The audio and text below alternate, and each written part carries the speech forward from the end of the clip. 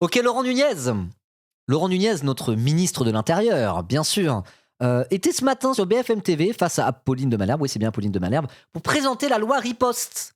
Le projet de loi Riposte. Donc le projet de loi Riposte, c'est le projet de loi de Laurent Nunez, du ministre de l'Intérieur, et il y a tout un tas de trucs dedans.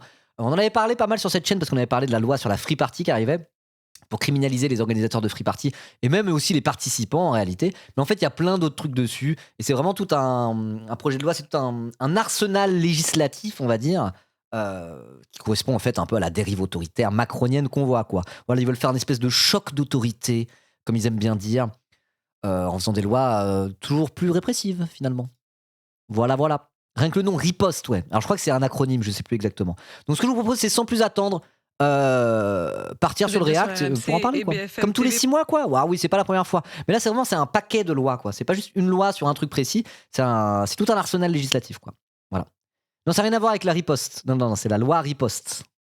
Vous êtes bien sur C'est pas l'émission de RMC Nova. et BFM TV. Bonjour Laurent Nunez. Bonjour. Merci de Bonjour. répondre à mes questions ce matin. Vous êtes le ministre de l'Intérieur. Très nombreuses questions à vous poser sur la lutte contre le narcotrafic, sur les relations avec l'Algérie. Votre collègue ministre de la Justice y était hier. Et puis sur cette loi que vous défendez au Sénat, la loi qui s'appelle Riposte, réponse immédiate aux phénomènes troublant l'ordre public, la sécurité et la tranquillité. Attends. Riposte, c'est réponse immédiate aux provocateurs de l'ordre du service technique. Non, j'ai rien compris. J'ai déjà oublié. C'est quoi le nom de loi de con, quoi? Phénomène. Attendez, je vais essayer de l'apprendre par cœur. Riposte, réponse immédiate aux phénomènes troublant l'ordre. Réponse immédiate au phénomène troublant l'ordre public. Mais il est où le T? Ça marche pas, il marche pas leur acronyme. Poste, réponse immédiate aux phénomènes troublant l'ordre public, la sécurité et la tranquillité. Ils ont levé des lettres. Oh, ok, d'accord. Ouais. Ça devrait s'appeler comme ça. Ça devrait s'appeler RIPTOPST. Exactement. Ça devrait s'appeler le projet de loi RIPTOPST. Bon, bref, peu importe. Réponse immédiate au phénomène troublant l'ordre public, la sécurité et la tranquillité de nos concitoyens. Oh là là. Waouh, le vieil acronyme de merde, hein. On parle là de rodéo sauvage, on parle de protoxyde d'azote, on parle des rave parties. Et sur toutes ces questions-là, un arsenal J'ai pratiqué que deux sur les trois, là. Voilà. de réponses plus efficaces, dites-vous. Ah oui, c'est pour la BACT. Exactement. Comme la BACT, le projet de loi RIPTOPST. Quand je suis avec la BACT qui essaye juste d'appliquer le projet de loi RIPTOPST. Je sens la violence des policiers. On va les prendre une par une. Je voudrais qu'on commence par parler du protoxyde d'azote. On en parle très régulièrement sur notre antenne. Vrai, sujet intéressant. Il y a une ouais. vraie explosion de la consommation du protoxyde d'azote avec des conséquences pour la santé évidemment de ceux qui la consomment, mais aussi pour tous les autres, parce que ça provoque des accidents, parce que c'est devenu un quotidien et un enfer. Est-ce que vraiment vous allez cette fois-ci pouvoir y mettre fin? Attends, mais sa phrase veut rien dire. C'est devenu un quotidien et un enfer. Le protoxyde d'azote, ça ne veut rien dire. Un enfer pour qui? Pourquoi? Ça parle de quoi? Des jeunes qui laissent traîner leurs bonbonnes de proto dans la rue et que les gens de la voirie sont obligés de ramasser? C'est quoi cette question nulle? Alors, il y a un vrai sujet sur le protoxyde d'azote, hein, parce qu'effectivement, la consommation de protoxyde d'azote explose et il y a de plus en plus de marques qui marketent ça exprès pour les jeunes, etc., etc. Et donc, il y a de plus en plus de problématiques liées à ça et d'usage problématique du protoxyde d'azote. Mais encore une fois, comment on va faire ça? Comment on peut faire pour mieux encadrer ce truc-là et que tout se passe mieux? Par le full répression, ça marche ça? Il va faire quoi, une amende forfaitaire délictuelle pour consommation de protoxyde d'azote? C'est ça qu'ils vont faire, ces bouffons, comme s'ils allaient changer quoi que ce soit? Oh, vraiment, hein. C'est fou parce que évidemment que s'il y a un truc à faire, c'est prévention, encadrement, réduction des risques, quoi. La répression là-dedans, bon voilà, ils vont tabasser les jeunes comme d'hab, exactement. Bon. Vous avez raison de souligner que le protoxyde d'azote crée des dégâts considérables. Il y a énormément de consommation, des conduites sous l'état de protoxyde. On a eu des accidents mortels très graves. Et actuellement, ça n'est que contraventionnel. Ça n'est que contraventionnel. C'est-à-dire qu'on ne peut appliquer. Mais ça c'est pas spécifique au protoxyde d'azote. Je veux dire qu'il y ait des accidents liés au protoxyde d'azote ou au cannabis ou à l'alcool ou à n'importe quoi. La loi est déjà tout à fait prête pour ça. On ne conduit pas sous l'emprise d'une substance, quoi. Oh là là, ça va être quoi là? Mais c'est vraiment ça, ils vont mettre un délit forfaitaire spécifiquement sur le protoxyde d'azote. Je disais ça pour rigoler, mais c'est ce qu'ils vont faire, non? C'est ce qu'il est en train de dire là un peu, non? très grave. Et actuellement, ça n'est que contraventionnel. Ça n'est que contraventionnel. C'est-à-dire qu'on ne peut appliquer que des contraventions.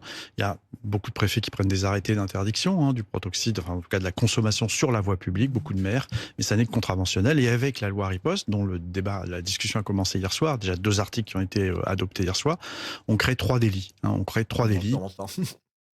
Je dis ça pour rigoler. Comment ça, ils font des amendes forfaitaires délictuelles, du coup, ça va faire comme ça.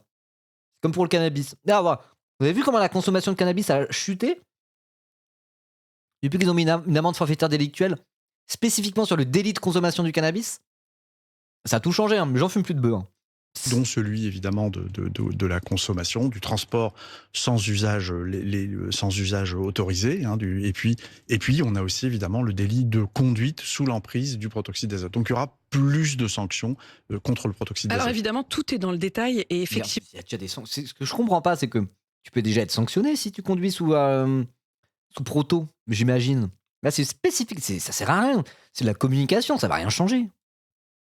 Comme vous le dites, sauf usage Pour autorisé. conduite sous l'emprise de stup au tribunal, le proto est déjà assimilé aux stupéfiants. Bah oui, voilà, ça sert à rien. C'est que les trucs qui servent à rien. C'est-à-dire, on va faire serrer un peu la vis, créer plus d'amendes différentes. Comme ça, les gens, ils arrêteront de prendre du proto. Bah non. Je pense que ça va pas marcher. Question nulle, réponse nulle. Enfin, le tout répressif sur un truc comme le protoxyde d'azote qu'ils ne peuvent même pas rendre illégal en plus. Ils veulent faire du tout répressif sur un produit qui de fait ne peut pas être mis illégal parce que tu peux pas interdire l'utilisation de protoxyde d'azote parce qu'il y a trop d'utilisations qui n'ont rien à voir avec la consommation, quoi. Le problème, c'est l'utilisation détournée. Mais on pourrait appréhender le protoxyde d'azote exactement de la même manière qu'on appréhende, par exemple, la consommation de Xanax, d'anxiolytique, qui est utilisé de manière massivement détournée. Mais pourtant, ils veulent pas interdire le Xanax. Pourquoi ils font pas des trucs d'encadrement? Pourquoi ils font pas des amendes ou du poppers, exactement? Pourquoi ils font pas des amendes délictuelles sur le Xanax de je sais pas quoi, ça n'a pas de sens. Il n'y a aucune cohérence dans leur politique. Aucune cohérence. Et c'est tout le problème, et on voit bien évidemment que le diable s'est niché dans les détails depuis un bout de temps. Le protoxyde d'azote, officiellement, on a le droit de l'utiliser dans la cuisine pour faire les espèces de mousses que font les grands cuisiniers. Sauf que désormais, on parle pas de petites cartouches comme il y en avait dans les vieux tiroirs de nos grands-mères. On parle de bonbonnes, on parle de tanks, ça s'appelle même des tanks, c'est des trucs qui font plusieurs kilos. Wow, ça fait peur, hein. Ça fait peur aux vieux. Les tanks, waouh. Mais oui, parce qu'à la base, moi quand j'étais jeune, que ça tapait du proto, ça allait effectivement prendre un siphon à chantilly, s'acheter genre 10 petites capsules, des petites bonbonnes comme ça, là, et c'était une capsule, une utilisation. Bon. Là, c'est juste que c'est en plus grande quantité, mais c'est la même molécule dedans. Considérable. Et moi, j'ai quand même vérifié, il y a une loi déjà qui existe. Cette loi, c'est la loi du 1er juin 2021, tendant à prévenir les usages dangereux du protoxyde d'azote. Cette loi, elle écrit noir sur blanc qu'il est interdit de faire usage ou vente du protoxyde d'azote. Je ne comprends pas pourquoi il y a des interdictions Bah voilà. qui sont écrits dans la loi. Non, Attends. mais Et que pas, dans les faits, c'est pas en ces termes le que se pose nombre le de problème. C'est pas en ces termes que se pose le problème parce que d'abord, la vente en petite quantité est possible, malgré les textes que vous venez de citer. Et par ailleurs, il y a un usage professionnel qui en est fait, qui est permis et qui est détourné en réalité. Donc les délits vont permettre de lutter contre cet usage détourné, qu'il s'agisse du transport, de la consommation ou de la conduite sous l'Empire 2. mais Et ça, comment c'est vous allez important. faire par rapport Un au délit, ça veut site dire Vous avez un dit délit sous l'Empire 2. C'est sous l'emprise 2. Sous l'emprise 2. du transport, de la consommation ou de la conduite sous l'Empire 2. Mais Et ça, comment c'est vous allez important. faire par Un rapport au délit, site ça veut dire de un commerce? délit, ça veut dire des sanctions plus importantes, ça veut dire possibilité de garde à vue, le cas échéant. Voilà, ça c'est la première chose. La deuxième chose, le débat qui se pose, et on en discutera dans le cadre du projet de loi Riposte parce qu'il y a des amendements en ce sens. Le débat, c'est de savoir si on interdit totalement la vente du protoxyde d'azote. On dit sous l'Empire 2? Ça s'utilise? Moi j'ai rien dit, je me suis foutu de sa gueule pour rien. Pardon, autant pour moi. Non mais c'est bon, je suis fan de Laurent Nunez maintenant, j'étais trop méchant avec lui. À déroger pour des professionnels. Voilà. Sauf qu'il y a des, En fait, que ce soit plutôt il y a des l'inverse. C'est-à-dire règlements- qu'effectivement, on interdit par principe. il y a des règlements européens qui empêchent de faire cela, mais nous allons en discuter Vous dans le cadre de la espérez discussion Riposte. Oui, évidemment qu'on va réserver Interdire purement et la simplement. commercialisation du protoxyde d'azote aux seuls besoins nécessaires, aux seuls professionnels qui en ont besoin. Évidemment que c'est le chemin sur lequel il faut arriver, mais pour l'instant, ça n'est pas rien. Apolline Mais- de Non, mais Malherbe, attends, non, parce que là, je suis d'accord avec lui, au sens où le proto marketé pour un usage détourné pour les jeunes, c'est de l'incitation à prendre du protoxyde d'azote. Je veux dire, il y a toujours des gens qui vont vouloir prendre du protoxyde d'azote pour se défoncer, comme on faisait avec l'air sec et l'eau écarlate déjà, il y a des dizaines d'années. De tout temps, les jeunes un peu couillons, comme moi par exemple, ont voulu se défoncer la tête avec ce qu'ils avaient sous la main. C'est normal en fait. Genre, il y a des anecdotes des Beatles dans les années 60 qui tapent de l'air sec. Les Beatles, hein, qui tapent de l'air sec en 62-63. Bon, donc je veux dire, oui, les gens ils vont continuer à en prendre ceux qui ont envie, ceux qui ont vraiment envie de se défoncer la tronche avec des trucs légaux, ils trouveront un moyen de le faire. Vous inquiétez même pas pour ça. Par contre, le problème, c'est d'inciter cette consommation en faisant un marketing agressif envers les jeunes, où ce serait vraiment en mode défoncez vos protos. Voilà. Donc le problème, c'est ça. Donc ça devrait pas être la loi riposte ou quoi que ce soit. Il devrait légiférer pour mieux encadrer la vente de protoxyde d'azote et interdire des méthodes de marketing agressif. C'est tout. Point à la ligne. Ça serait une bonne méthode de le faire, parce que c'est pour cette raison-là, a priori, que la consommation de protoxyde d'azote a explosé et qu'il y a un effet de mode autour. Parce que ça fait des décennies que des jeunes peuvent prendre du proto. Vous voyez ? Attendez. Voilà, c'est les bonbonnes comme ça qu'il faut interdire. Ça, y a aucun souci. Hein. Si le gouvernement disait on va interdire ces bonbonnes-là parce que franchement, ça craint. C'est vraiment marketé pour les jeunes, c'est de l'incitation à la consommation, alors qu'il y a des vraies problématiques de santé publique par rapport à ça. Il dirait juste ça le gouvernement, vous savez quoi, je serais avec eux, je serais en mode bah oui, ils ont raison. Mais là, c'est pas ça. Ils vont faire 5 amendes conflictuelles, délictuelles, quoi. On crée 3 nouveaux délits différents. Attendez, cherchez la photo, c'est pour ça. Voilà. Si c'est ça qu'ils veulent interdire, en mode ça, vous avez plus le droit de vendre ça. Vous avez plus le droit de marketer et vendre des trucs comme ça légalement en France, ça c'est interdit. Si c'était juste ça, moi j'aurais rien contre. Mais non, ils sont obligés de mettre 3 délits différents maintenant, 3 délits différents pour bien montrer que voilà, ils tapent du poing sur la table et qu'avec eux ça rigole zéro en France. Problème, ça sert à rien ce que vous faites. On Je ne crée dis pas 3 du tout que délits c'est rien. qui vont permettre aux policiers, aux gendarmes, quand ils constatent des jeunes qui ont du protoxyde d'azote sur eux, qui en consomment sur l'espace public, ou des personnes qui en vendent sous le manteau dans des épiceries, par exemple, c'est ce qu'on voit se constater en petite couronne, en grande couronne, sur l'ensemble du territoire national. Un certain nombre de personnes qui en vendent de manière illégale. Mon problème, c'est pas de dire que c'est rien. Je constate évidemment que vous prenez un certain nombre de mesures. Ce qui me sidère toujours, c'est le décalage, pardonnez-moi, entre les annonces, la loi et le réel. Il est interdit, depuis 2021, de consommer du protoxyde d'azote pour les mineurs. Oui, donc, de vendre du protoxyde d'azote à des mineurs. C'est pas tout à fait. Elle croit quoi, elle, c'est interdit de fumer du cannabis en France. Pourquoi vous expliquez, monsieur le ministre, qu'il y a autant de gens qui fument du cannabis ? Mais parce que leurs lois sont inefficaces et c'est de la merde. Allô ? La réponse est dans ta question. C'est interdit pour les mineurs de fumer des clopes. Bah, il y a des mineurs qui fument des clopes. Oh, waouh. Heureusement que t'es là, Pauline, merci. Hein. Les deux, il est interdit, j'ai tout à fait la loi sous les yeux, il est interdit de vendre ou d'offrir du protoxyde d'azote, il est interdit également de vendre et de distribuer tout produit spécifique destiné à faciliter l'extradition du protoxyde, tout ça c'est dans la loi de 2021. Le problème c'est aussi les sites de commerce, et là aussi je voudrais vous reposer la question de l'efficacité. Les sites de commerce électroniques doivent spécifier, c'est la loi de 2021, l'interdiction de la vente aux mineurs de ce produit sur les pages permettant de procéder à un achat en ligne. Je ne sais pas ce que c'est que le super profit. Merci Donkey Burn, merci beaucoup. Qu'ils mettent, c'est interdit, mais que derrière ils vendent des bonbonnes qui n'ont rien de cuisine. C'est-à-dire qu'il suffit de les regarder pour comprendre. Mais c'est bien, j'en ai une entre les mains. C'est bien pour un ça. Avocat C'est bien pour ça que nous créons des sanctions, 3 délits qui vont permettre de réprimer cet usage, ce détournement d'usage. Ça n'a aucun sens. Donc Apolline de Malherbe, elle est en mode genre. La loi existe déjà et pourtant ils continuent à les vendre. Qu'est-ce que vous allez faire ? Ils vont dire on va faire encore plus de lois qui serviront à rien. Bon. Vous n'avez pas l'impression d'être un immense tas de bouffon, Laurent Nunez ? Déjà, t'as pas l'impression de ressembler à un pouce ? Pourquoi il ressemble à un pouce comme ça, cet homme ? C'est fou, quoi. Ça veut dire que vous allez fermer ces sites de commerce. Je vous assure que ça n'existe pas. Oui, la loi riposte permettra de fermer tous les commerces qui vendent de manière illicite du protoxyde d'azote. Aujourd'hui, il y a une amende de 3 750 €. Il ressemble à un pouce, vraiment. C'est pas moi qui ai inventé cette expression, mais il ressemble vraiment à un pouce. Il a une tête de pouce, ce mec. Je trouve ça assez fou. Contre tous ceux qui vendraient dans les commerces, dans les débits de boissons, ce que vous disiez à l'instant, les ventes sous le manteau, et y compris sur Internet, du protoxyde d'azote aux mineurs. Est-ce que vous savez si... les garde-pouces dans Spy Kids, j'ai fait oublier ce truc-là. Mais oui, c'est vraiment ça, attendez. Thumb Guard Spy Kids. Je les avais oubliés. Ils sont trop cool en plus. Ils sont vraiment stylés.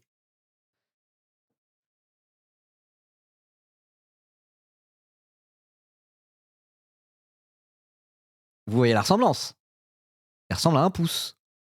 Il a la même forme. Vous le voyez, il n'y a pas que moi. Oui, on est d'accord.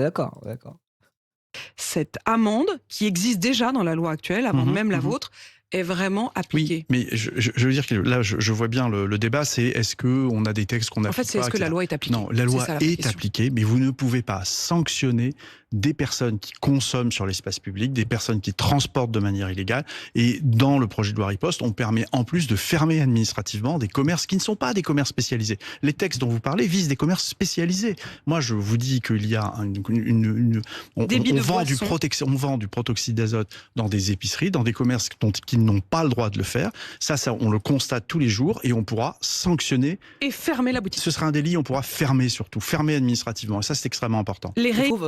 Ça va passer au sujet suivant. 6 minutes, hein. Ok, 6 minutes uniquement sur le protoxyde d'azote. C'est rare qu'on parle d'un truc comme le protoxyde d'azote pendant aussi longtemps, à heure de grande antenne, à la télévision et à la radio. Parce que c'est BFM, RMC, ça passe à la radio et à la télé. 6 minutes sur le proto. C'est rare qu'on parle de trucs comme ça. Ça n'a pas parlé de santé publique à un seul moment. Ça n'a pas parlé de réduction des risques à un seul moment. Ça n'a pas parlé de prévention à un seul moment. Ça n'a pas parlé des effets que peuvent avoir sur le cerveau, neurologiquement, le protoxyde d'azote. Rien du tout. 6 minutes, le cadrage c'était en mode genre comment ça se fait que c'est pas plus interdit que ça? Vous allez faire quoi pour interdire plus? Il faut interdire là, ces connards de fils de pute de jeunes là, qui prennent du proto toute la journée. Pourquoi c'est pas interdit, monsieur le ministre? Va falloir taper plus fort, hein? Pourquoi vous tapez pas plus fort? Il ne parle d'aucun sujet lié à la consommation de stupéfiants, la consommation de substances et les risques psychosociaux, etc., que ça peut engendrer. Rien. Il n'y a pas eu une seconde là-dessus. Dans un pays à peu près normal, même s'ils faisaient les gars anti-proto, ils seraient en mode genre oh là là, nos pauvres jeunes qui se ravagent la tête à cause de ça, il faut les sauver de cette vilaine drogue. Parce que c'est un peu ça. Même pour le cannabis, souvent, c'est un peu ça le discours. C'est-à-dire, le cannabis, c'est très mauvais pour la santé. Fumez pas du cannabis, les jeunes, vous allez devenir... Vous voyez? Là, même pas. C'est vraiment en mode genre, le protoxyde qui en consomme, pour quelle raison? Quel effet ça fait surtout? La réduction des risques, on s'en bat les couilles. Il faut interdire. Pourquoi? Parce que le protoxyde d'azote, ça fait quoi le protoxyde d'azote? Je vais vous le dire. Le protoxyde d'azote dans l'imaginaire collectif, tu prends n'importe quel random boomer un peu racelard sur les bords, ils vont mettre la puff, le protoxyde d'azote et Tasty Krusty dans un même truc. Vous voyez? Dans une même zone. Pour eux, c'est pareil. La France proto, c'est la même que la France qui fume des puffs et que la France qui va au Tasty Krusty. Pour eux, c'est les petits jeunes de cité, les petites racailles qui se défoncent au proto maintenant. C'est comme ça qu'ils le voient, l'auditeur moyen de BFM TV en réalité. Il y a un truc où même la question du protoxyde d'azote, comme de plein d'autres trucs, est d'ores et déjà racialisé. Ils disent les jeunes. Ouais, on sait très bien ce qu'ils veulent dire quand ils disent les jeunes. C'est les petites racailles de cité là, qui se défoncent au proto. Vendus par des épiciers, ouais, les rebeux, ouais.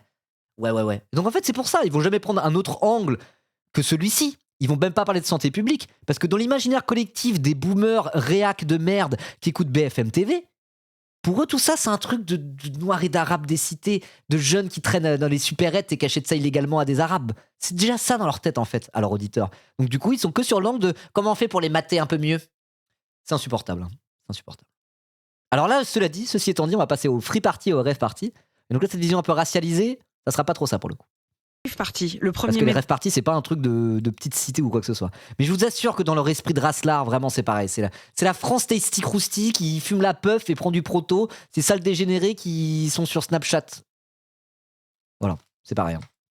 Le 1er mai dernier, vous avez été confronté, Laurent Nunez, à ces 20 000 fêtards qui s'étaient installés près de Bourges et notamment sur un site militaire. Vous vous êtes d'ailleurs rendu sur place. J'ai vu des images là il y a pas longtemps. Du Técos, comme on dit dans le milieu, il avait l'air vraiment bien ce Técos. Il y avait un mur en particulier, c'est le fameux mur où on a vu des images, y compris aux infos, parce que c'est le mur où vous avez mis des trucs en mode Antifa et tout, vous avez politisé vraiment le truc, un des gros murs, peut-être un des murs principaux du Technival. J'ai vu des extraits sur Instagram de 2-3 lives là le matin, et 2-3 DJ sets, j'étais en mode genre, ça avait l'air bien de fou. Il avait l'air bien ce Technival. Moi j'en ai fait d'autres des Technival, celui-là il avait vraiment l'air frais de fou quoi. Voilà, donc il y a un monde où je sais pas, j'aurais bien aimé un peu y aller, un peu en mode journalistiquement en plus, tu vois, j'y vais en mode genre je prends des petites photos, je documente un peu le truc, après je reviens, je dis ouais, bah moi j'y étais, il y avait ça avec les keufs, un petit stream IRL là-bas, je sais pas. Je regrette un peu, j'aurais dû faire ça. Et après j'ai passé tellement une bonne manif du 1er mai avec mes amis que je regrette pas vraiment, mais bon bref, voilà. Là encore, ça avait l'air bien, la participation à une free party, aujourd'hui elle n'est pas réprimée en tant que telle, donc on se retrouve à devoir trouver d'autres motifs, comme par exemple la consommation de stupéfiants ou les atteintes sexuelles et sexistes. Voilà ce qui permet parfois de sanctionner les participants. Qu'est-ce qui va se passer demain avec votre loi? Là, actuellement, on ne peut pas dire que ça... excusez-moi, je mâche. Il va se passer rien. Ils vont continuer à faire des free parties. Juste, les gens vont prendre plus de risques. Ils vont payer plus d'amendes. Voilà. L'année prochaine, il y aura un Technival du 1er mai. Il y aura autant de monde. Ça sera un banger. Ça n'aura servi à rien. Pas réprimé, mais c'est réprimé trop faiblement. C'est une contravention. Que vous soyez un organisateur ou que vous soyez un participant, c'est une Si vous êtes l'organisateur, vous avez 1500 € Voilà, de contravention et la saisie du matériel sonore. Et pour les participants, la somme est 10 fois inférieure. C'est ridicule. Ah bah oui, c'est censé être interdit les free parties. C'est pas interdit déjà les free parties en soi. Hein. Tu peux pas interdire à des gens de se retrouver pour écouter de la musique. Qu'est-ce que c'est que ces conneries? Ça ne veut rien dire. Quelqu'un qui a une petite ferme au fin fond du trou du cul de la France avec aucun voisin, qui décide d'installer des méga enceintes et il y a 100 personnes qui viennent chez lui pour danser sur de la grosse tribe. C'est une free party, ça? Tu es censé pouvoir l'interdire? S'il y a pas si la free party et la rave party n'est pas interdit en tant que telle en France et dans la plupart des pays d'Europe, il y a une raison en fait. Sur quelle base légale tu peux interdire le fait d'écouter de la musique et danser? Tu peux pas. Ou alors justement, les trucs, c'est interdire de faire ça de manière non déclarée sur une propriété privée, etc., etc. Et ça, l'arsenal législatif existe déjà en fait. Voilà. Donc voilà. Donc l'idée, c'est d'en faire un délit. Vous êtes organisateur d'une rave party. Vous prenez la responsabilité de faire revenir parfois des milliers de personnes sur un site sans aucun encadrement, en toute méconnaissance des droits, sans avoir obtenu l'autorisation du préfet. Donc ça deviendra un délit. Il y a manifestement une mise en danger d'un certain nombre de personnes. Il n'y a pas de cadre sanitaire. Ce sont des lieux, par ailleurs, où on consomme énormément de produits stupéfiants. On l'a encore vu ce week-end en Lozère, où une rave party s'est mise en place et heureusement, grâce à l'intervention des gendarmes, n'a pas pu prospérer. On a saisi énormément de produits stupéfiants. Donc ça devient un délit. Et même chose pour les participants. Vous ne pouvez pas passer 3-4 jours sur un terrain, créer des nuisances énormes pour le voisinage, pour les agriculteurs, des dégradations, et repartir avec la... On en a parlé 600 000 fois de la free party, mais juste nique ta mère, Laurent Nunez. Voilà, c'est tout. Allez, basta. Nous verbalisons. Les gendarmes, en l'occurrence, puisqu'on est souvent dans une gendarmerie, verbalisent. Mais c'est des trucs, encore une fois, c'est des trucs qui existent depuis 30 ans dans ce pays. C'est des trucs qui existent depuis 30 ans. Il y a eu tout un tas de choses et d'actes tout un tas de mesures qui ont été prises de la part des dirigeants successifs, plus ou moins répressifs, plus ou moins dans l'accompagnement et l'encadrement, sous des mêmes gouvernements de droite, par ailleurs. Voilà. Et je veux dire, on a du recul là-dessus. On a suffisamment de recul pour savoir objectivement que Laurent Nunez dit n'importe quoi et que c'est de la merde leur truc. Ça ne mènera nulle part. Et que tu vas pas arrêter quelque chose qui existe dans tous les pays d'Europe quasiment depuis 30 ans juste parce que tu as fait une loi un peu plus répressive que la loi d'avant qui était un peu plus répressive. Qu'est-ce que vous racontez? Qu'est-ce que vous racontez, bande de blaireaux, quoi? Oh! Contravention, c'est 135 € et vous avez des jeunes qui vous disent le droit d'entrée à la rave party, c'est 135 €. Donc ce sera un délit, ça devient un délit pour les participants également. Donc l'amende deviendra forfaitaire, elle l'est déjà? On applique par ailleurs, donc ça deviendra un délit pour les participants. Donc délit, ça veut dire le cas échéant peine d'emprisonnement de 6 mois, voire 7 500 € d'amende. Mais il y aura la possibilité d'éteindre l'action publique en appliquant l'amende forfaitaire délictuelle. C'est-à-dire on constate, la personne paye et l'action publique est éteinte. Donc ça permettra de travailler beaucoup plus vite. La personne paye. Comme pour le proto, quoi. Même solution. Excusez-moi. Même solution. 6 mois pour une teuf. Même les participants, là. Ça a été voté au Sénat. À la base, il n'y avait pas de peine de prison pour les participants. Au Sénat, si je dis pas de bêtises, ils ont rajouté les 6 mois d'emprisonnement, y compris pour les participants. Pour les participants. Allô? Vous êtes cons ou quoi? La personne ne paye pas. La personne paye, elle s'engage, soit elle paye sur le champ, soit elle s'engage à payer, et sinon elle est poursuivie, évidemment. Mais vous savez qu'il n'y a que 20% de ces amendes qui sont recouvrées. Non, il y a 20%. C'est ce que dit la Cour des comptes. 50%. Posez-vous les questions. Pourquoi c'est le cas? Parce que tu vas aller verbaliser 1500 personnes d'un seul coup comme ça. Mais vous êtes complètement cons ou quoi? Ils sont à deux doigts de comprendre que leur truc ne fonctionne pas. Ils sont en mode, si ça fonctionne pas, c'est qu'on n'y a pas été assez fort. Non, c'est que vous êtes des abrutis finis à la pisse. Voilà ce que vous êtes. Pour les consommateurs de stupes, et c'est 20% dans la généralité des cas, la Cour des comptes ne remet pas en cause le principe de l'amende forfaitaire délictuelle. Il faut que vos téléspectateurs comprennent bien. Ça veut dire qu'on a un délit, qu'on constate, la personne paye et l'action publique est éteinte. C'est moins de travail pour les forces de sécurité intérieure, moins de travail accessoirement pour les magistrats, et surtout la Cour des comptes ne remet pas du tout en cause le procédé de l'amende forfaitaire délictuelle qu'on a multiplié à de nombreux types de délits, mais elle... Fais ton travail de journaliste. Pose-lui la question, est-ce que ça a marché pour le cannabis, l'amende forfaitaire délictuelle? Est-ce que ça marche pour le cannabis, monsieur le ministre? Ah, vous avez mis en place ça il y a 2 ans. C'était pas vous, c'était votre prédécesseur. Vous n'êtes pas revenu sur cette mesure. A-t-on des nombres, a-t-on des informations sur l'efficacité de l'amende délitaire, forfaituelle délitaire? délictuelle, je sais plus parler, excusez-moi, je suis en digestion. Sur le cannabis, pourquoi il ne pose pas la question ? Sa réponse, ça serait « Oh, ça change strictement rien à rien et la consommation n'a pas baissé en France. » Ou si elle baisse en France, c'est un mouvement de fond générationnel et c'est pas lié à nos mesures. Genre, on a la preuve par A plus B. Et sur le cannabis, c'est le cas depuis des décennies. Ou depuis au moins des années et des années. On a la preuve très concrète, ce sont des faits, que les politiques de répression sur le cannabis, si ton but c'est de faire baisser la consommation de cannabis, ça ne fonctionne pas. On le sait. On a suffisamment de retour, on a suffisamment de recul pour le savoir. Et pourtant, ils sont en mode genre, non, on va continuer.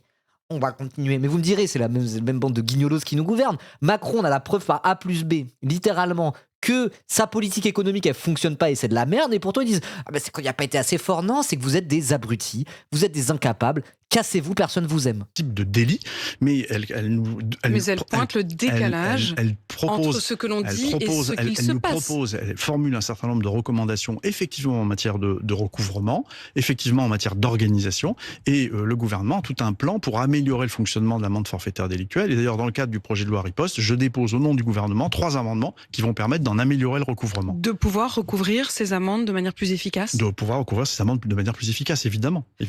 Le matériel sonore et les jeux de lumière sont souvent, normalement, en tout cas, vous devriez pouvoir les saisir, sauf qu'ils sont souvent loués dans des entreprises à l'étranger, ce qui rend là encore l'application quasi impossible. Non.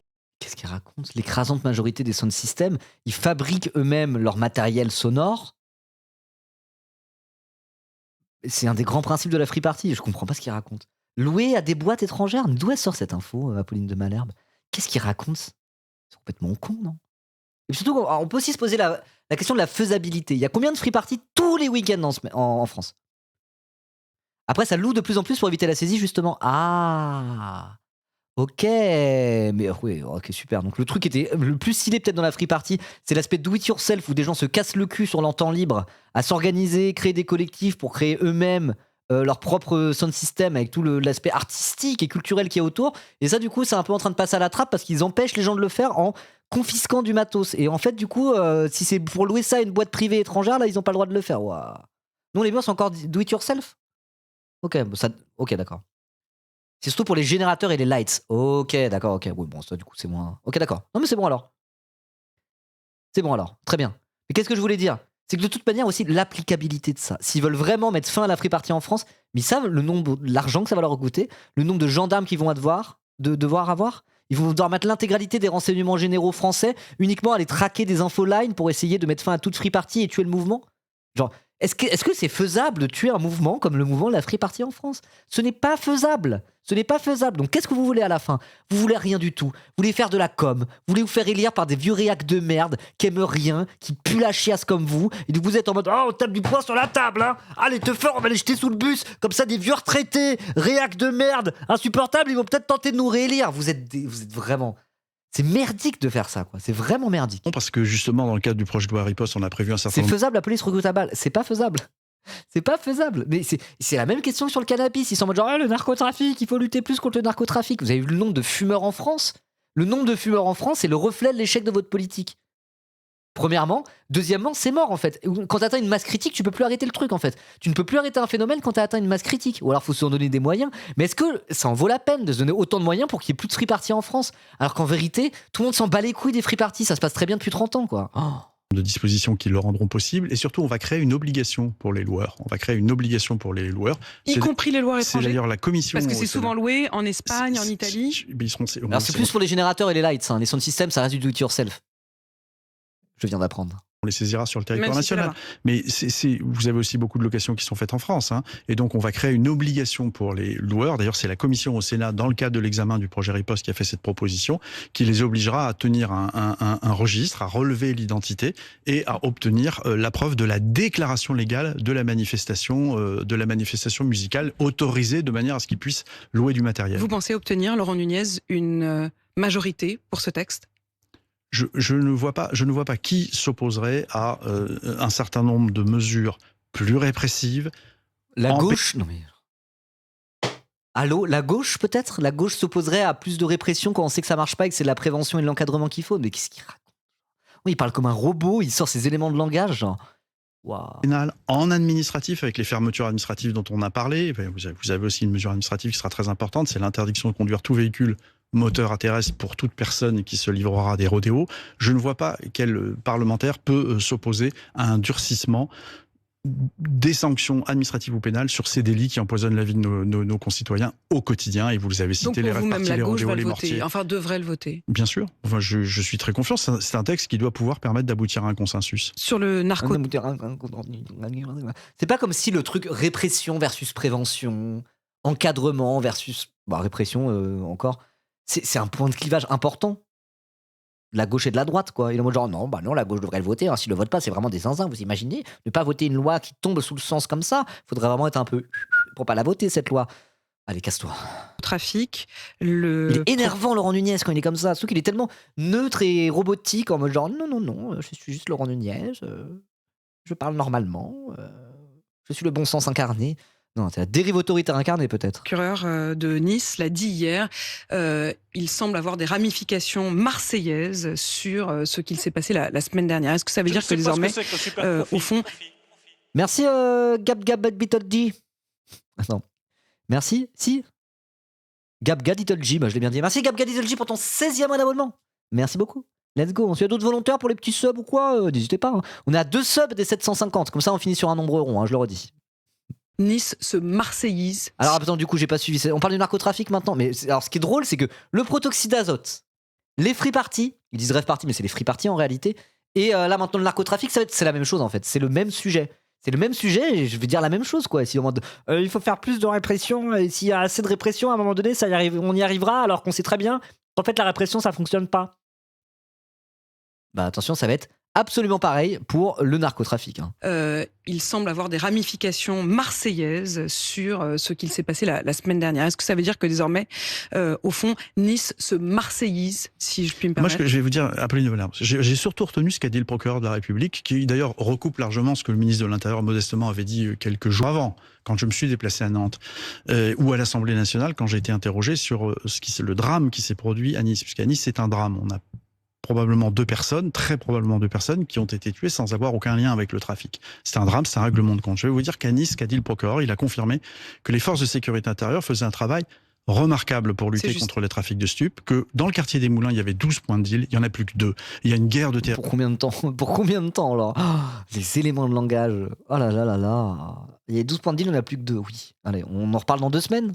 Et voilà, en vrai, c'est ça, t'as raison, Stockholm-moi. Non, mais comme d'hab, l'important, c'est l'annonce, pas l'efficacité de la loi. C'est vraiment que ça. Mais du coup, je trouve ça vraiment dur à regarder, parce que c'est que des effets d'annonce de merde, et c'est que sur des sujets que moi je connais un petit peu. Ça parlait drogue.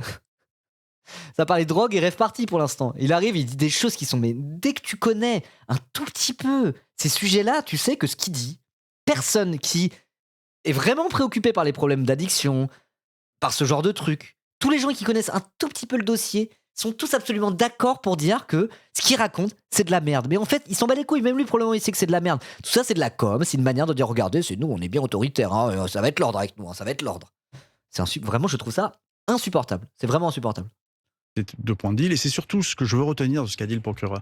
C'est qu'on lutte contre le trafic de stupes, on a des résultats, 12 points de deal, 2 points de deal qui restent, et on va... C'est ça ces résultats. Donner à l'appui, ces résultats, c'est... Non, dans tel quartier de telle ville, à un instant T, on a fait fermer des points de deal. Mais ils rouvrent le lendemain, les points de deal. Allô, tout le monde sait ça. Continuer évidemment ce travail. Les policiers, sous l'autorité des parquets.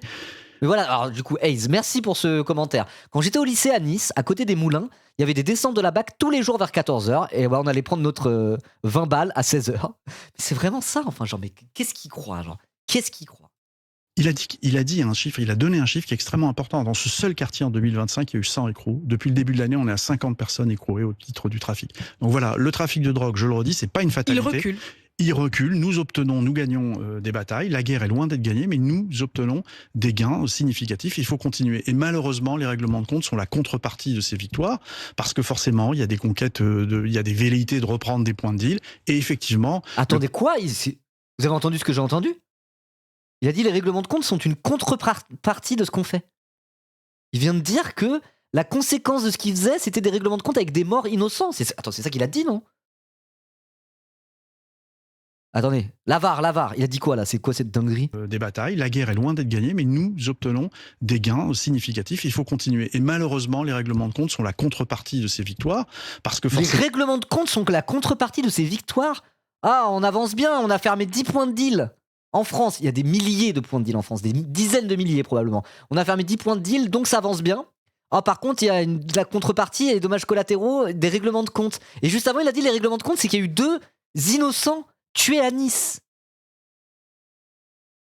Ça montre, encore une fois, ça montre très bien qu'il en a absolument mais rien à branler de ce sujet, quoi. Il est juste là pour faire sa communication. C'est chaud, c'est chaud là. Je m'attendais pas à ça. Il est sérieux, lui. Il y a des conquêtes, il y a des velléités de reprendre des points de deal. Et effectivement, le procureur de la République, enfin les procureurs, parce qu'ils ont communiqué à 2 en l'occurrence, ont bien indiqué qu'il pouvait y avoir des ramifications extérieures. Et le cas de Marseille a été cité, mais c'est vrai. Sur Marseille, c'est vrai sur d'autres parties du territoire national. C'est dur. Où la pieuvre marseillaise. Mais Apolline de Malherbe, elle est en mode genre, ça va ? C'est dur, c'est pas trop dur pour vous, monsieur Nunez. Monsieur Nunez, ministre de l'Intérieur en exercice, vient de te dire à ton micro, mot pour mot, les règlements de compte sont la contrepartie de notre politique répressive qui fonctionne. Il vient de dire, elle fonctionne bien notre politique. Par contre, il y a des règlements de compte et des innocents qui sont flingués dans les rues à cause de nous. Elle est en mode genre, oui. Et après, elle demande, c'est pas trop dur ? Allô ? On est en train de regarder quoi là ? Qu'est-ce que c'est que cette folie ? Je vous sens ce matin très c'est dur. Presque sur la défensive. Non, je ne suis pas sur la défensive. Non, je ne suis pas sur la défensive du tout. Moi, je suis toujours quelqu'un de très serein, mais en même temps très déterminé. Et je ne peux pas, comme ministre de l'Intérieur, laisser dire que l'État est dépassé dans la lutte contre le narcotrafic. L'État est dépassé dans la lutte contre le narcotrafic, parce que vos politiques servent à rien, c'est de la merde. Et qu'en France, on est le plus gros, un des pays, je crois, on est peut-être de top 2 des plus gros consommateurs de cannabis en Europe, tout en ayant la politique parmi les plus répressives pour le cannabis en Europe. Est-ce que c'est pas un aveu de faiblesse, ça, immense trou du cul, va ? Il y a tellement de choses qui sont faites, tellement de résultats qui sont top tenus. 1, on est top 1, nous parlons évidemment que des points de deal. C'est-à-dire le lieu d'écoulement de la drogue. On ne parle pas des réseaux de logisticiens, des réseaux intermédiaires. Vous faites quoi sur les réseaux de logisticiens, les réseaux intermédiaires, monsieur Nunez ? Qu'est-ce que vous faites ? Vous mettez des amendes forfaitaires délictuelles, peut-être ? Ça marche bien contre le narcotrafic ? Contre les réseaux de logistique ? Bouffon, va. Ils font quoi, la police criminelle, scientifique, d'enquête, qui remonte en faisant la trace de l'argent pour se battre contre le narcotrafic ? Ils font quoi ? Ah non, vous êtes là en mode genre, on va faire des amendes, plus d'amendes. Tout le monde sait que vous n'agissez absolument pas contre le narcotrafic par cette voie-là. Qu'est-ce que tu racontes ? De toutes ces personnes qui organisent l'importation des trafics de stupes et contre lesquelles la Direction générale de la police nationale, et notamment la Direction nationale de la police judiciaire, toutes les sections de recherche de gendarmerie font un travail formidable. Et puis il y a toute l'importation massive de cocaïne qui arrive des pays d'Amérique du Sud ou pour d'autres types de produits du Maghreb et contre lesquels nous luttons. Et il y a des prises qui sont réalisées qui sont exceptionnelles. Donc on ne peut... Oui, et pourtant la consommation de cocaïne augmente en France depuis plusieurs années, malgré tout. C'est bizarre. Non mais qu'est-ce qu'ils croient, genre ? Ça fait combien de décennies qu'il y a des cartels en Amérique du Sud et en Amérique centrale qui sont ultra puissants, qui font du business de fou. Enfin, genre, le trafic de cocaïne dans le monde entier, ils pensent que lui, tout seul, avec ses petits bras, il va arrêter ça, alors. Mais vraiment, genre... Bon, regardons les chiffres. Est-ce que ça fonctionne, votre politique ? Elle ne fonctionne pas. Et moi, j'aimerais bien que Apolline de Malherbe lui dise ça, quoi. C'est grave, c'est grave. Est-ce que t'es là, gros bignol, juste pour savoir ? Si t'es là, je suis pas sûr que ça fasse un bon TikTok, mais là, le moment avant où il dit oui, les dommages collatéraux de notre politique, c'est quand même sacrément hallucinant. Donc, si jamais tu penses qu'il y a éventuellement un format TikTok adapté, on peut peut-être partir là-dessus aujourd'hui, mais je sais pas si t'es là. Voilà. Pas dire que l'État ne fait rien contre une note, je vais check ça après. Cool, trop bien. Je suis pas sûr que ça le fasse en termes de format, mais là, le moment était quand même en genre, attends quoi ? J'ai bien entendu. Waouh. Narcotrafic, ça n'est pas possible. Merci beaucoup. Ça n'est pas audible. Se fait notamment aussi par la question de d'une forme de solidarité internationale. Votre collègue Gérald Darmanin à la justice était en Algérie hier. Il a dit qu'il avait bon espoir justement d'une coopération, notamment autour de la question des aides mafias. Est-ce que ça peut être décisif ? Oui, mais Gérald Darmanin a parfaitement raison. Ça peut être décisif. On a un certain nombre d'individus, de groupes mafieux criminels qui sont réfugiés dans d'autres pays ou qui voilà. Donc cette coopération judiciaire, elle est absolument. Ça pour le coup, genre de truc de coopération internationale pour s'attaquer à des réseaux mafieux. Bon ok. Les réseaux mafieux, c'est pas bien. La mafia, c'est pas bien. La mafia, c'est le capitalisme le plus exacerbé en réalité.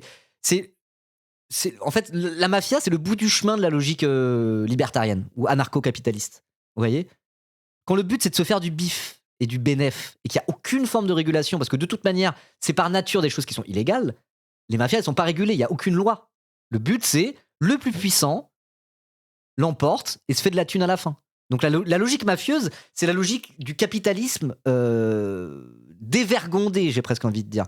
avec aucune forme de régulation whatsoever, parce que c'est dans les zones de la légalité, c'est hors de tout cadre légal, quoi. Donc je veux dire, lutter contre les réseaux mafieux, c'est bien, c'est une bonne chose, quoi. Si, il y a la loi de la rue, frère. Oui, non, mais c'est pas juste la loi de la rue, hein, quand on parle de réseaux mafieux. C'est pas juste la loi de la rue, c'est pas la délinquance, c'est des réseaux mafieux. C'est des trucs, c'est tout sauf des camarades, les mafiosos. Hein. D'ailleurs, les mafiosos, ils aiment souvent, ça devient des supplétifs de régimes fascistes. Dans l'histoire, ça s'est vu plein de fois. Hein. Ça s'est vu plein de fois. Donc, lutter contre des réseaux mafieux, c'est une bonne chose en vrai. Voilà, faut pas se faire voler la face. Faut faire les espèces de gauchistes un peu teubés qui disent ah mais non, si Darmanin est contre eux, c'est que ils sont de notre côté. Non, les réseaux mafieux, ils sont du côté des réseaux mafieux. Leur but, c'est de se faire de la thune et s'ils sèment la mort et la destruction dans leur sillon, ils s'en battent les couilles. Hein. Voilà, donc c'est vraiment ça pue du cul les réseaux mafieux. Et évidemment qu'il faut essayer de tenter de les détricoter. Et là, de trucs de faire de la collaboration internationale avec l'Algérie par rapport à la DZ Mafia, ok, why not? Mais je veux dire, comment tu peux présenter ça comme une avancée tout en à côté disant on a fermé 10 points de deal et on a mis une amende un peu plus chère qu'avant, donc ça fonctionne. N'importe quoi. Vraiment, ça n'a aucun sens. Ou à ce moment-là, pour mettre fin au truc de narcotrafic, etc., ça serait peut-être utile pour la police française de se recentrer sur ce qui est utile, c'est-à-dire la lutte contre le narcotrafic et pas aller fermer des points de deal et aller contrôler des mecs qui ont une 10 balles de shit dans leur poche, quoi. Et ça, il y a un truc qui peut être très pratique, un outil, un cadre qui peut être très pratique justement pour recentrer la police, et quand je dis la police, c'est surtout la police judiciaire, criminelle, etc., sur la lutte contre le narcotrafic et pas juste de la répression bête et méchante qui ne sert à rien, c'est la légalisation du cannabis et la dépénalisation de toutes les drogues. Arrêtez de pénaliser les consommateurs, arrêtez de faire perdre un temps fou à tout un tas de flics qui ne servent à rien, à aller faire du contrôle de routine pour aller choper des 10 balles de shit dans la poche des gens. Et là, peut-être qu'on pourrait centrer la police sur la lutte contre les réseaux mafieux. Et à ce moment-là, ok, why not? Si c'est ça votre projet, ok, très bien. C'est cohérent, ça marche, c'est pas bête. Et là, je m'énerverai pas contre lui pendant 1h30, quoi. Vous voyez? Mais évidemment qu'il veut pas le faire parce que, à côté de ça, ils sont tout pour la com, quoi. Et aussi, 2 choses. Il y a quelque chose de l'ordre de la morale. Pour eux, il faut rétablir l'ordre. Et les fumeurs de shit, c'est le désordre. Donc, dans leur espèce de propagande autoritaire, criminaliser les consommateurs de cannabis comme criminaliser les gens qui vont à des free parties, etc., ça va dans leur avantage par rapport au discours et à l'idéologie qu'ils essayent de dérouler. Premièrement. Et deuxièmement, extrêmement important, la criminalisation du cannabis leur permet de faire du contrôle social en vérité dans les quartiers populaires, dans les cités, etc. Parce que chaque jeune rebeu en survette de France, typiquement, est suspecté d'être plus ou moins un dealos.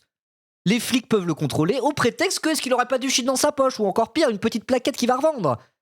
Et je veux dire, ça permet de criminaliser les populations, majoritairement noires et arabes, jeunes hommes même plus précisément, mais bon, la question du racisme, elle est plus prégnante encore largement, dans ces quartiers-là, et de continuer à exercer un contrôle social sur ces populations via la criminalisation du cannabis.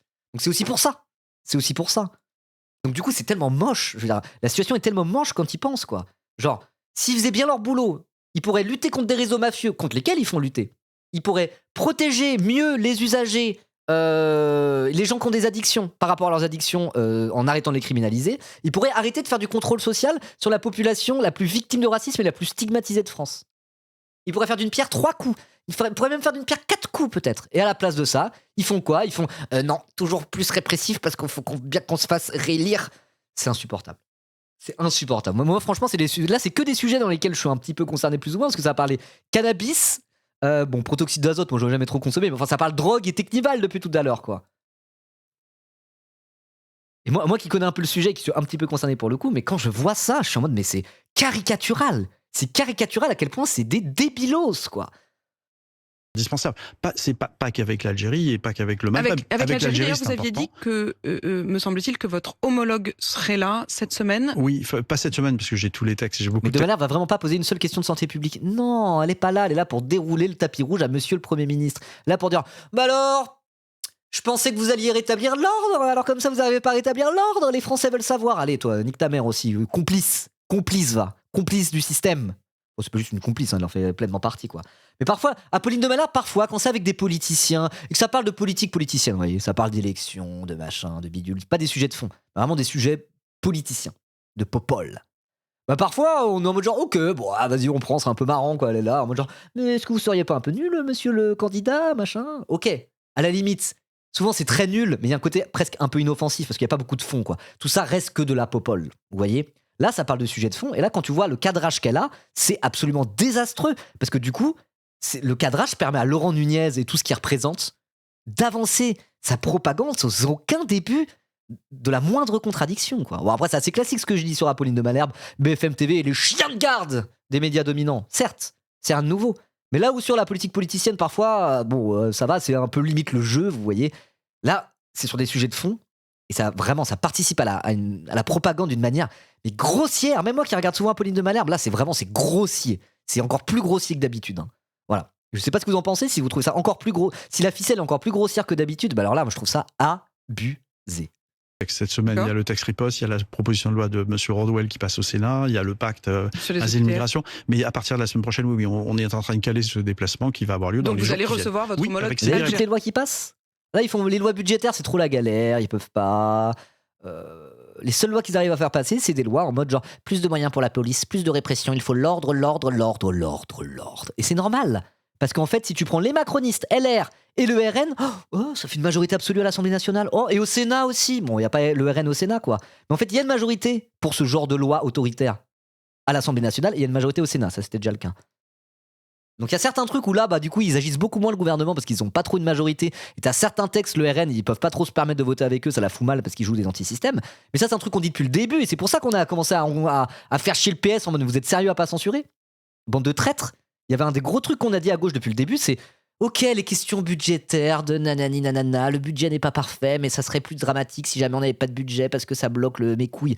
L'argument peut s'entendre. Je suis en total désaccord, mais l'argument peut s'entendre. Mais alors, contre-argument, ok, la question budgétaire, est-ce que le travail législatif des députés à l'Assemblée nationale se cantonne au budgétaire ?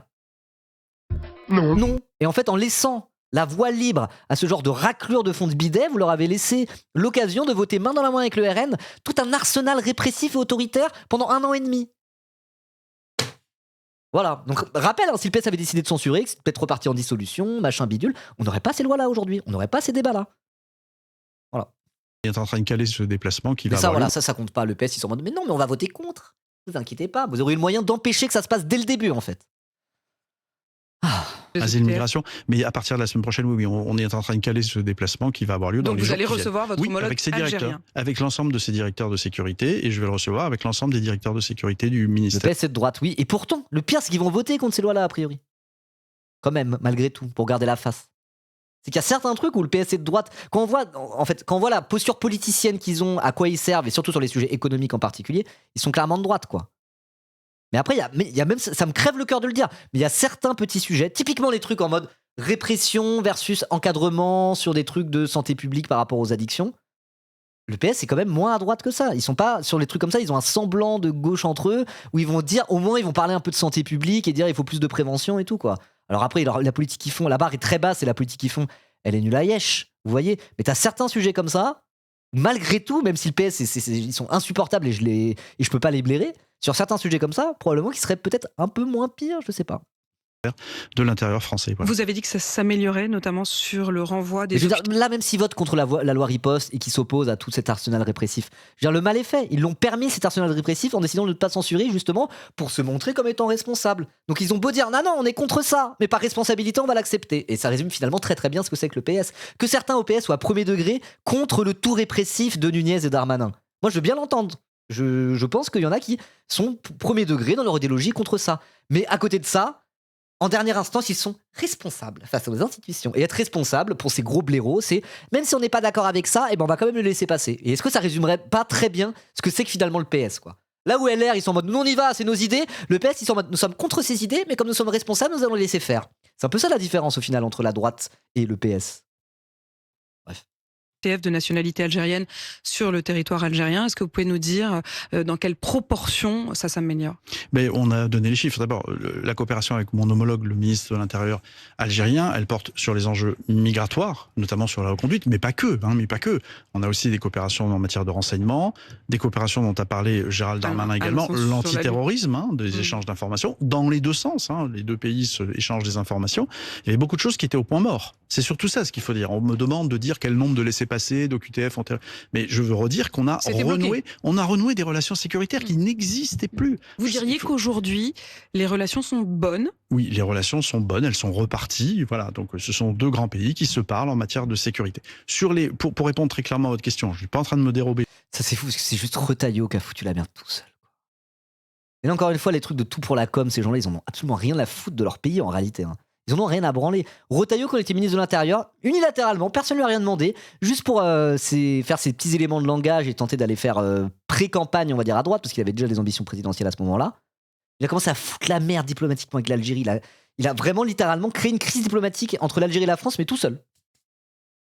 Tout seul. Tout seul. Et du coup, même l'horrible Nunez et l'infâme Macron sont en train de rattraper les pots cassés de Retailleau, quoi. C'est dire à quel point Retailleau est vraiment la dernière des merdes. Hein.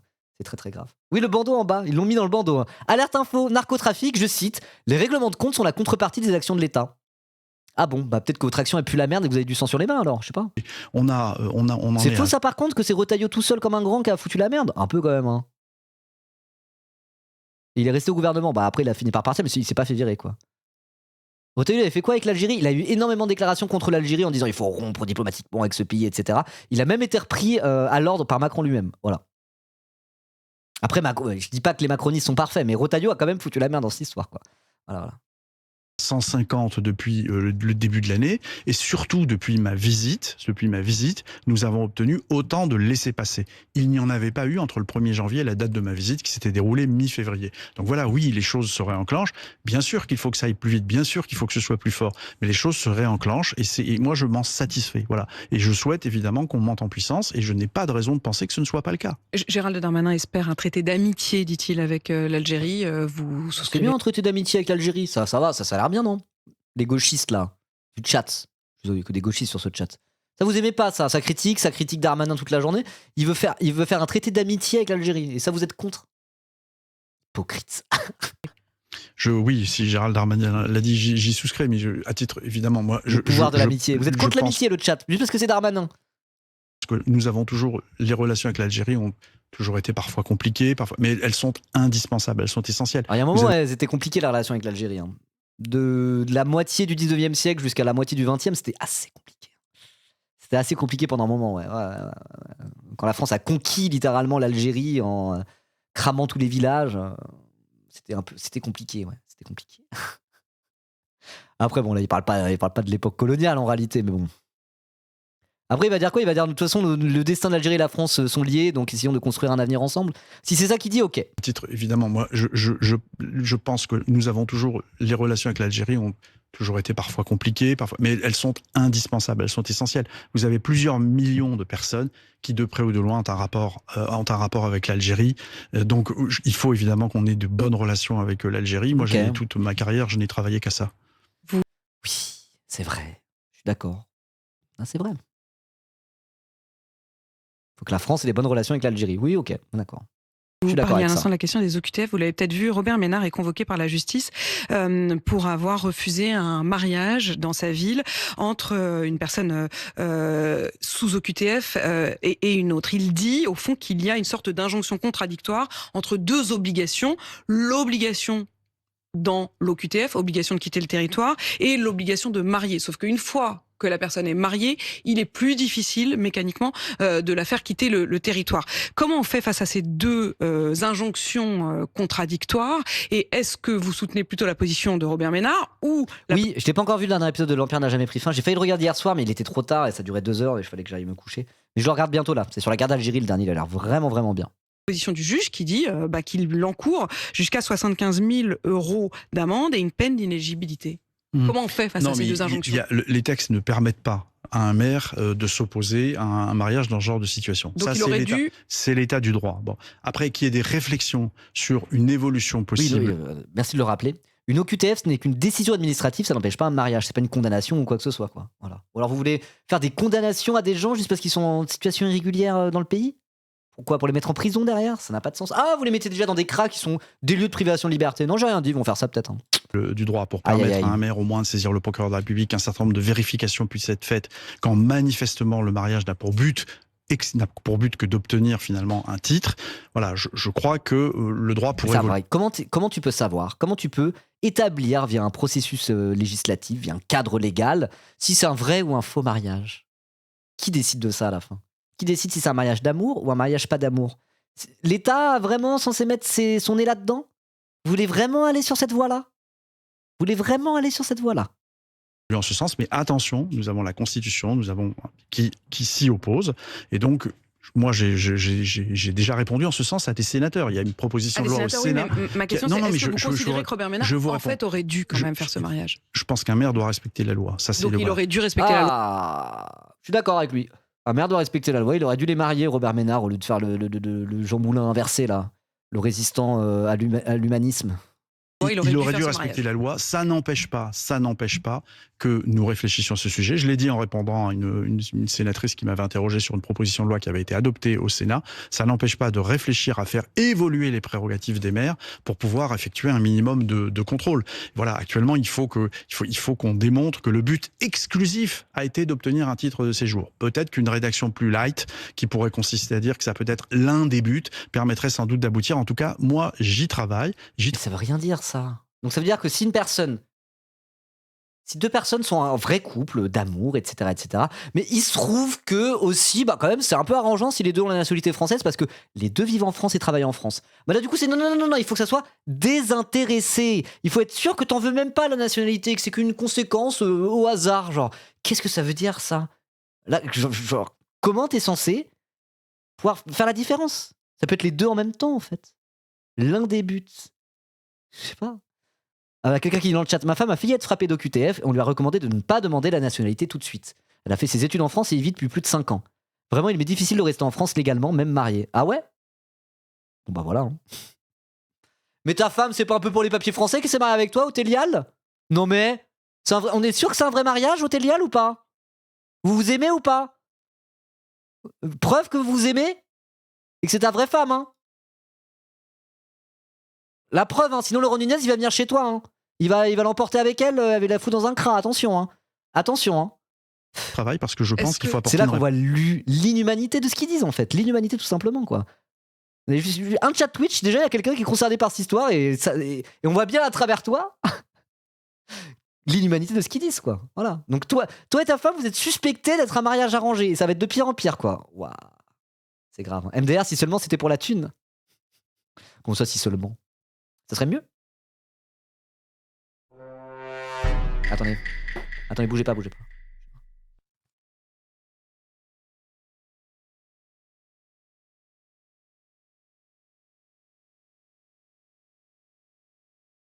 Ouais, allô? Allô, Laurent? Oui, j'ai peut-être un mariage arrangé, là. C'est Othélia _ sur mon chat. Non, il est pas sub. Il a 29 messages sur le chat, quand même. Il follow depuis le 12 mars 2026. Ouais. Non, il m'aime bien, je pense. On fait comment? Je te l'amène? Vas-y, je te tiens au courant. Vas-y, bisous.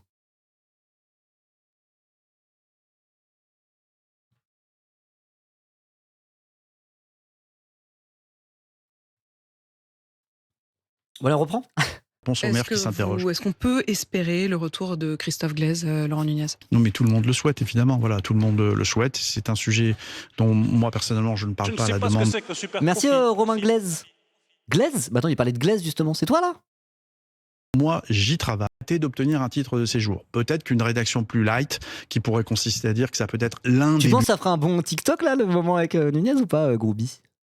Permettrait sans doute d'aboutir. En tout cas, moi, j'y travaille parce que je pense qu'il faut apporter une réponse aux maires qui s'interrogent. Est-ce qu'on peut espérer le retour de Christophe Glaise? Ah non, c'est Christophe Glaise, mais Romain Glaise, c'est de la famille à Christophe?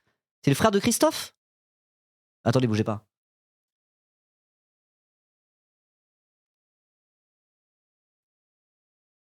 Oui, allô Laurent? Ouais, c'est encore moi. J'ai le frère de Christophe Glaise, là, dans mon chat. Romain Glaise. Ouais. Ouais, tu penses que ça peut aider ou pas? Non? Tu t'en fous de Christophe Glaise? Non, toi tu veux juste virer des gens de France? Les Arabes dehors? Tu peux pas parler comme ça, Laurent. Non, tu peux pas parler comme ça.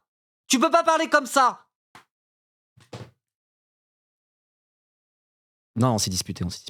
Non, mais tout le monde le souhaite, évidemment. Voilà, tout le monde le souhaite. C'est un sujet dont moi, personnellement, je ne parle pas à la demande de la famille. Je comprends que Gérald Darmanin a eu l'occasion d'en parler avec le président Tebboune. Et c'est une bonne chose. Voilà, c'est une très bonne chose. J'ai vraiment pas suivi le truc de Glaise, mais c'est quoi? Faut qu'il rentre, c'est plutôt... Bonne chose, une dernière question. Un journaliste enfermé. Moi, je suis pour la liberté de la presse et tout. Sauf en Chine. Non, pardon. La Ligue des Champions. Ouais, voilà, on peut pas parler de football un peu plus tôt. Moi, je suis en train de décrocher, je suis en fin de live, là. Dernière question, le 30 mai, finale de la Ligue des Champions. Quel arsenal vous allez mettre en place PSG Arsenal, d'ailleurs.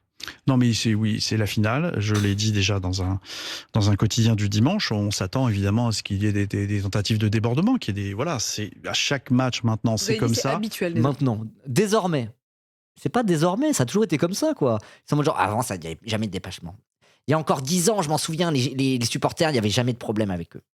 Dans les années 90, il n'y avait pas de problème avec les supporters, il n'y a pas des trucs d'ultra et voilà, en 98, il n'y a pas eu de casse sur les Champs-Élysées quand on a gagné la Coupe du Monde. Ils font trop semblant que, voilà, c'est de nos jours, les jeunes, ils savent plus se tenir, probablement à cause de l'immigration. Hein. Voilà, c'est ces racailles issus de l'immigration, ils savent plus se tenir à l'époque. À l'époque, entre blancs, ça se passait mieux. Non, ça a toujours été comme ça, en fait. Voilà. Et il y a d'autres trucs, comme les Nouvel An. Les Nouvel An à Paris, souvent, c'est un bordel, et du coup, ça se barre en couille. 2 fois sur 3, si tu vas faire le Nouvel An sur les champs, tu restes un peu trop, à la fin, c'est un peu une ambiance de merde, et c'est Zarbi, et... Enfin, ça a toujours été comme ça va. Ça ne veut pas dire qu'on s'y habitue. Ça ne veut pas dire qu'on s'y habitue, ça veut dire qu'on s'y prépare. Bon, il y aura énormément de monde dans les rues de Paris, en de nombreux endroits de la capitale. Après que sur des gros événements comme ça, il y ait des trucs de sécurisation, etc. Oui, normal, hein, ça a toujours été le cas, encore une fois. Rien de très nouveau là-dedans. Mais c'est encore une fois l'occasion pour monsieur le ministre de l'Intérieur de venir péter les couilles et faire sa com autoritaire, quoi. En fait, c'est juste ça, son interview. Voilà, ils sont en mode genre, oh là là, c'est de pire en pire, les supporters. Non, c'est pas de pire en pire, voilà. Oh, c'est de pire en pire, le cannabis. Non, c'est pas de pire en pire. Oh, c'est de pire en pire, les rêves parties. Non, c'est pas de pire en pire. Oh, c'est de pire en pire, le protoxyde d'azote. Bon, le protoxyde d'azote, il y a un peu un petit sujet. Mais les réponses, en tout cas, elles étaient nulles à chier. Voilà. Merci, fête de Hello, _23, _24, _25 mai. Je rajouterai même à Presles, dans le château de Presles, pour un prix défiant toute concurrence. C'est quoi? C'est 15 balles la place, c'est vraiment pas cher. Merci pour le sub. Salut Ribo, qu'as-tu prévu de ce week-end qui arrive? Juste par hasard, je connais une buvette sympa que je tiendrai. Si jamais. Moi, je serai à la fête de lutte ouvrière, figurez-vous. Au château de Presles, le 23, 24 et 25 mai. Je ne serai pas les 3 jours. Je serai un jour ou 2 peut-être. On verra. C'est samedi, dimanche, lundi, puisque le lundi est férié. Et vraiment, premier degré, si vous êtes dans le coin, vous avez jamais été à la fête de l'eau, moi je vous conseille d'y aller parce que l'ambiance est vraiment très très chouette. C'est très sympa. Moi j'aime bien. Il y a ceux qui rêvent d'empêcher les gens d'arriver dans Paris, ça n'existe pas.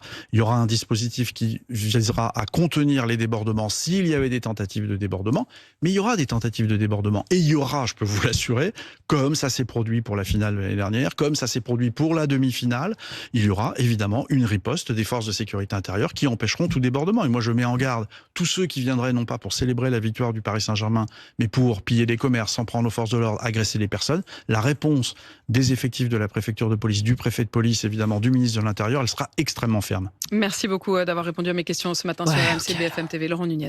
C'était... Oula non, j'ai cliqué sur Darmanin sans faire exprès. Non, sûrement pas. Oh. C'était chill la finale l'année dernière, non? Mais t'as pas vu ces images de guerre civile à Paris? Chill? Non mais n'importe quoi. Je me souviens pas. Moi j'espère qu'on va gagner la Ligue des Champions. Le PSG va gagner la Ligue des Champions. Voilà, j'espère. Je suis un immense footix. À un moment donné, je suivais un peu le foot, là, vraiment, de moins en moins, ça craint. Faudrait que je m'y remette. En vrai, suivre aucun sport, suivre un peu, au moins un sport, c'est quand même sympa. Ça permet aussi de connecter avec son prochain, parfois en parlant d'autre chose que de politique et d'internet. Voilà. Suivre le basket? Non, si je devais me remettre à suivre un sport, ça serait plus le foot. Je suis désolé, on y va coup. Même si ça a l'air bien le basket. Mais moi, ça serait plus le foot. Voilà. Non, je suis pour l'OM, désolé. Tu vas dire qu'en tant que Français, si le PSG gagne la Ligue des Champions, t'es pas content parce que t'es un fan de l'OM, quoi. Oui, remarque, oui. Classique. Ah, mais je sais pourquoi. Parce que le PSG, ils sont à 1 étoile sur le maillot. L'OM, ils sont à 1 étoile sur le maillot. Du coup, s'ils gagnent, l'OM passe 2e en termes de titres. Ah. Bon, moi, j'ai vécu toute ma vie en Ile-de-France. J'espère que le PSG va gagner la finale de la Ligue des Champions. Voilà. Bon, bref, en tout cas, Laurent Nunez. Tu vois, j'ai fait une super conclusion alors que c'était pas tout à fait fini. Donc, ma conclusion, ça sera la même. Voilà, ils font genre que tout se barre en couille, tout est de pire en pire, alors qu'ils ne parlent que des choses qui existent depuis toujours, quoi. Oh, les rêves parties, c'est plus possible. Hein. Ça a été possible pendant 30 ans, donc en fait, si, c'est possible. Voilà. Oh, les débordements, les soirs de victoire pour les matchs de foot, c'est plus possible. Ah ouais, ça a été possible pendant 30 ans, c'est encore possible. Voilà, tu peux appliquer ça à peu près tout. Et en plus, les solutions qu'ils donnent, c'est répression, faire des délits, faire des amendes. Comment lutter contre la mafia? Bon, en mettant des amendes. Non, mais vous foutez de la gueule du monde. Voilà. Donc, Laurent Nunez, gros bouffon, ça change pas. Vivement qu'il soit plus ministre. Et puis abonnez-vous et boostez la vidéo, tout ça. Voilà.